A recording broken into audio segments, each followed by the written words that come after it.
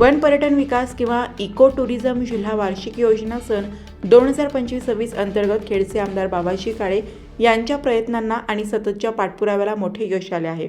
खेड तालुक्यातील तीर्थक्षेत्र असलेल्या वनक्षेत्रातील अनेक मंदिरांना 3,43,00,000 एवढा भरीव निधी मिळाला आहे। त्यामध्ये मौजे शिंदे येथील श्री क्षेत्र भामचंद्र डोंगर 28 लक्ष रुपये, भोसे श्री क्षेत्र तुकाई माता मंदिर 49 लक्ष, मौजे खरपुडी खुर्द येथील श्री क्षेत्र खंडोबा मंदिर देवस्थान 33 लक्ष रुपये, मौजे कोहिंडे पाईट श्री क्षेत्र कुंडेश्वर मंदिर देवस्थान 75 लाख रुपये, मौजे काळेशीवाडी श्री क्षेत्र सौरग्या दत्त मंदिर 74 लक्ष रुपये व मौजे आडगाव औदरकुडे सुपे श्री क्षेत्र शिगेश्वर मंदिर देवस्थान 82 लक्ष रुपये असे एकूण 3,43,00,000 रुपयांची विकास कामे मंजूर झाली आहेत। कोट्यवधी रुपयांच्या या विकास कामांमध्ये भव्य प्रवेशद्वार, पेगोडे, सूचना फलक, नैसर्गिक पायवाट, संरक्षण भिंत, पायऱ्या, वॉच टॉवर, बाकडे, वनस्पती व प्राणी माहिती फलक, रेलिंग, विहीर अशी अनेक कामे होणार आहेत। पुढील काळात यापेक्षाही अधिकचा निधी तीर्थक्षेत्र आणि इको टुरिझममध्ये उपलब्ध करून घेण्याचा विश्वास आमदार बाबाजी काळे यांनी माध्यमांशी बोलताना व्यक्त केला आहे।